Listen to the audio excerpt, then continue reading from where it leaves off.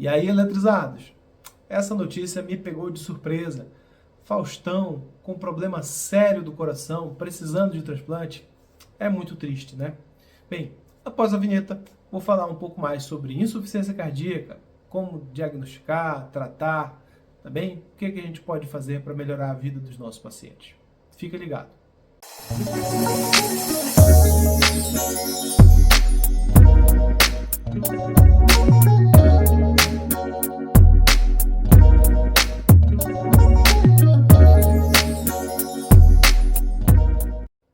Ó, insuficiência cardíaca, pessoal, infelizmente, é a fase final de toda e qualquer doença cardíaca. Ou seja, é aquela fase após o não tratamento adequado que o paciente acaba desenvolvendo por hipertensão não tratada, diabetes não tratada de forma adequada, infarto agudo do miocárdio, doença arterial coronariana crônica, ou seja, que o pessoal chama de angina, tá legal? Chagas, muito comum, abuso de bebida alcoólica e drogas. Eu vou falar dessas situações aqui uma por uma e preste atenção, porque muita coisa vai surpreender vocês. A primeira coisa que eu tenho a dizer para vocês é que, infelizmente, milhares de pessoas sofrem de insuficiência cardíaca no Brasil. É a doença que causa maior custo de internação hospitalar. Cerca de 40% das internações hospitalares do Brasil são por quadro cardiovascular. Além disso, segundo a Organização Mundial de Saúde, segundo estimativas da American Heart Association também, até 2030, 30% da população vai ser de insuficiência cardíaca. Isso é muito triste, porque, primeiro, é uma doença muito limitante e de prognóstico muito desfavorável, ou seja, que tem sobrevida muito curta. Os pacientes, eles acabam desenvolvendo insuficiência cardíaca e não há médicos habilitados suficientes para tratar. Primeiro, porque muitos clínicos não procuram estudar sobre insuficiência cardíaca, o que eu acho inadequado. Segundo, que insuficiência cardíaca, apesar de ser de um diagnóstico simples e tratamento inicial simples, se você não faz o tratamento adequado, depois a coisa fica bem complexa na insuficiência cardíaca avançada. A primeira coisa, então, que todo profissional e todo cidadão tem que entender é que insuficiência cardíaca é uma doença que pode ser prevenida. Sim, porque as causas são conhecidas. Olha só, hipertensão não controlada, diabetes não controlada, infarto, doença arterial coronariana crônica, aquela famosa angina, tá? Que a gente chama de angina estável ou síndrome coronariana crônica, doença de Chagas, doenças secundárias ao abuso de álcool, tá bem? Uso e abuso de anabolizantes, uso de substâncias ilícitas como cocaína, crack, maconha. Essas são as causas principais de insuficiência cardíaca no nosso meio. E todas podem ser evitadas. Primeiro, com um melhor estilo de vida, com um tratamento não farmacológico, melhora da alimentação, melhora da atividade física, cessação do tabagismo, diminuição do alcoolismo, parar de usar anabolizantes, parar de usar substâncias ilícitas. A insuficiência cardíaca, ela tem como diagnóstico, meio de diagnosticar, clínico, ou seja, a melhor tecnologia para diagnosticar insuficiência cardíaca é o médico beira-leito, um médico bem treinado, um médico que saiba examinar o seu paciente, coletar uma história bem adequada e encaixar no que a gente chama de critérios de Framingham. Existe também os critérios que são de probabilidade do paciente desenvolver insuficiência cardíaca. Então vejo que a gente está munido do da principal tecnologia, que é o médico. É o médico estudar e saber o que fazer. E é só o cardiologista que tem que saber fazer o diagnóstico e tratamento da insuficiência cardíaca? Claro que não. É muito comum eu observar que os colegas, ao se deparar com algo semelhante, fazem encaminhamentos para que chegue até o cardiologista e não iniciam a conduta adequada, que seria iniciar o tratamento. O problema disso é que, numa rede pública inchada como é a nossa, o paciente demora meses e até anos para chegar a uma consulta com o cardiologista. E quando ele chega, ele já está num estágio bem avançado da doença. Também é comum, principalmente em pacientes internados e em terapia intensiva, que o colega espere um exame de imagem, ecocardiograma, para dar o diagnóstico de insuficiência cardíaca. Pessoal, isso não é necessário. Repito, o diagnóstico é clínico. Você pode utilizar até raio-x e eletro para lhe ajudar. Detalhes fáceis no raio-x e no eletro podem determinar se o paciente tem ou não insuficiência cardíaca. Os principais sintomas de insuficiência cardíaca são cansaço aos esforços, cansaço ao deitar, aquele paciente que deita e de repente ele fica com falta de ar. Dispneia paroxística noturna é o paciente que deita para dormir e algumas horas depois ele acorda de madrugada querendo puxar o ar como se estivesse se afogando. Inchaço, principalmente dos membros inferiores, turgência da veia jugular, falta de apetite. Na ausculta é comum a gente ouvir um sinal chamado de B3. Tudo bem, nem todos os clínicos estarão treinados para ouvir, mas só de ouvir que a ausculta é diferente da normal, isso já deve chamar a atenção.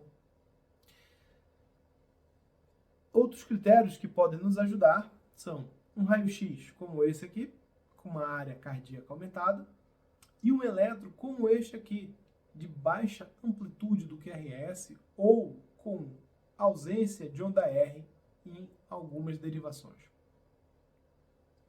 O tratamento inicial tem que ser voltado para os sintomas. Afinal, o paciente geralmente procura o médico porque está inchado e com falta de ar. Na ausculta, geralmente a gente vai presenciar estertores crepitantes, né? Como se fossem bolinhas estourando ali no pulmão. Pode ser que na ausculta cardíaca, além daquela B3 que eu falei, você também ouça sopros, que podem indicar a causa da insuficiência cardíaca. Como eu falei, o tratamento destinal dos sintomas, você pode e deve iniciar com diuréticos, já que geralmente esses pacientes estão congestos.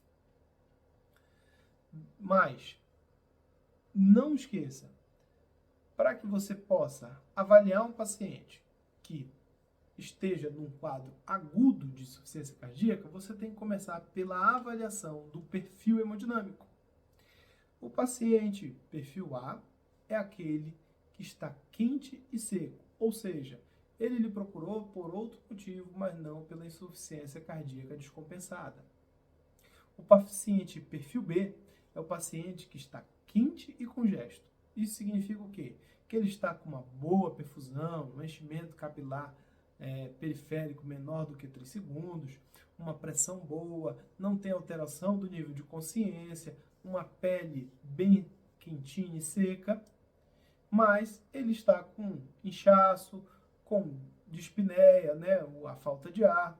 Quando se ausculta, ele tem estertor, tem turgência de jugular. O paciente perfil C é o paciente mais grave, geralmente é aquele que mais morre.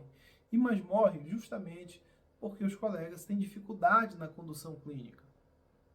O perfil C é aquele que vem com maus sinais de perfusão tecidual, enchimento capilar pulmonar, enchimento capilar periférico aumentado, alteração do nível de consciência, pressão sistólica baixa e congestão.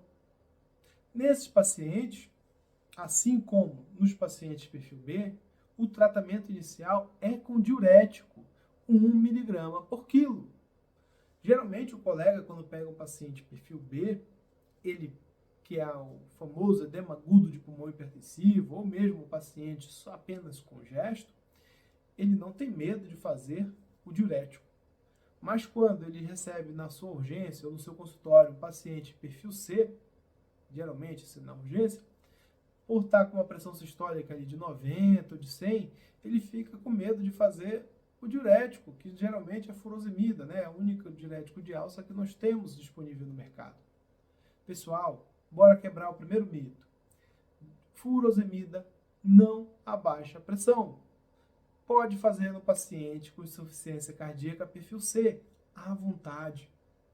Digo mais, em muitos casos, a pressão acaba até melhorando. Não é mentira. A minha experiência como cardiologista há mais de 10 anos mostra que atuar da forma certa e rápida acaba mudando o desfecho. Também há de se avaliar se o paciente tem ou não boa oxigenação. Por quê? Se o paciente tiver com saturação baixa, abaixo de 90, nós temos que ofertar oxigênio. C. Nós vamos avaliar circulação. O paciente precisa de inotrópicos? Precisa de vasodilatador? Lembre-se, os pacientes com insuficiência cardíaca, mesmo os que estão com pressão baixa, eles têm vasoconstrição exagerada. Então, sempre que possível, inicie vasodilatador. Como assim, sempre que possível? Veja bem, nos pacientes com insuficiência cardíaca, pressões sistólicas de 90 para cima nos permite usar vasodilatador. E geralmente a gente utiliza vasodilatador no perfil C associado ao efeito do inotrópico. Como assim? Bem, perfil B, eu vou fazer diurético, tá bem? Furosemida. A furosemida já tem um efeito inicial de vasodilatação venosa. Eu associo o nitrato, a nitroglicerina, ou o nitroprussiato de sódio como vasodilatadores nesses pacientes.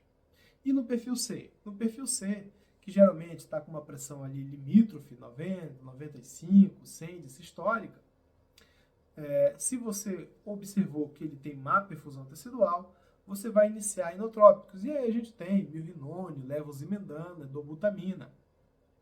Quando escolher um ou outro? Olha lá. Levozimendana e milrinone, eles não sofrem efeito do efeito de beta-bloqueio, porque a ação deles é lá nos canais de cálcio. Então, se o paciente faz uso já de beta-bloqueador, eles seriam a primeira escolha. Entretanto, sempre lembre do seguinte: se eles tiverem pressão sistólica abaixo de 90 ou forem pacientes de isquemia aguda, não usa, porque eles podem realmente ter reações muito graves.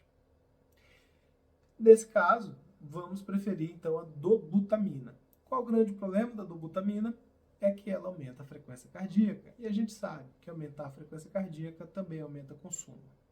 Só que o débito cardíaco, pessoal, eu já mostrei aqui para vocês, é igual à frequência cardíaca contra o volume sistólico, vezes o volume sistólico. Então, a dobutamina ela consegue aumentar o débito cardíaco por aumento da frequência e por aumento do volume sistólico.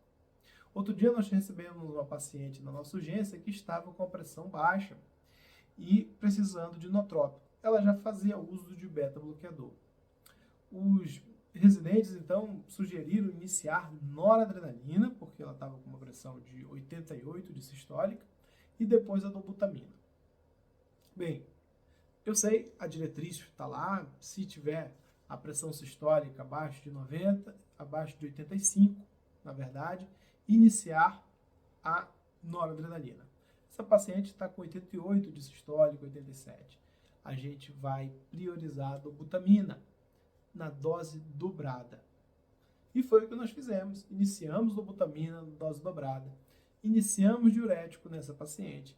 E em pouco tempo, poucos minutos, a pressão da paciente começou a subir. Incrivelmente, ao final do dia, a pressão da sistólica dela estava em 130 milímetros de mercúrio. A paciente que estava obnubilada, ou seja, confusa e agitada, ela estava consciente e orientada. Foi realmente excelente o que foi feito e é muito gostoso, é muito prazeroso ver quando o paciente melhora.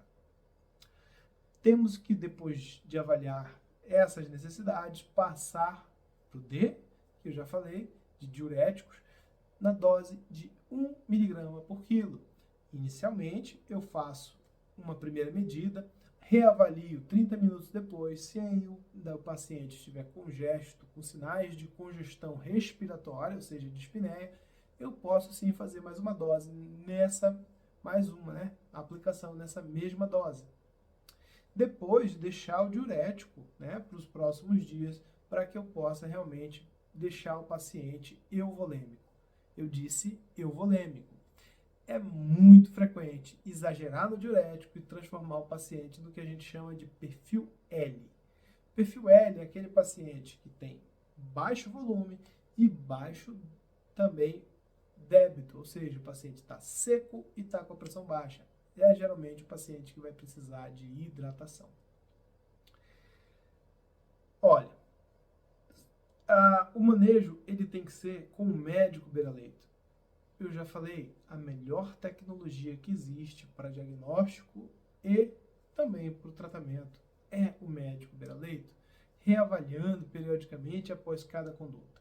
Se você tiver manejo ou tiver disponível um ultrassom, é bom também avaliar via cava, pressão de ato direito, função ventricular de forma simples, não precisa fazer grandes cálculos. Avaliar VTI, débito cardíaco. Fazer um ultrassom pulmonar também, ver se não tem derrame pleural. Lembrando que o ultrassom pulmonar ele é quase a mesma sensibilidade da tomografia. Caso você não tenha, raio-x e eletro. Pedir exames para esse paciente, como eu já falei, raio-x, eletro, hemograma, porque a gente vai ter que, daqui a pouco, descobrir o fator desencadeante. Então, saber como é que está uma gasometria, pedir eletrólitos. Paciente com insuficiência cardíaca aguda que esteja com sódio baixo e ureia elevada são pacientes de pior prognóstico, porque esses pacientes estão com débito cardíaco tão ruim que a perfusão renal está muito baixa e ele está demasiado a ponto de diluir o sódio. Então ele não precisa repor sódio, pessoal, ele não precisa reidratar. A ureia alta não é por falta de volume. A outra etapa que nós vamos ter que seguir é a etapa F, que é de fator desencadeante. Então, o que foi que levou esse paciente a descompensar? Veja que você seguiu uma sequência de A, B, C, D, E, estabilizando o paciente. Estabilizou o paciente, agora nós vamos para o fator desencadeante. É muito comum nas urgências os colegas quererem saber primeiro a causa e depois saber como tratar. Pessoal, trata a síndrome. Trata o que está acontecendo com o paciente primeiro, depois você vai para a causa. Então, o paciente parou de tomar medicação, o paciente exagerou em líquidos no final de semana, tomou muito refrigerante, comeu errado, teve novo infarto. Essas causas, a gente ficando a par delas, a gente vai tratar uma infecção, o paciente está com pneumonia, vamos iniciar a antibiótico terapia. A principal causa de descompensação da insuficiência cardíaca é a infecção. G.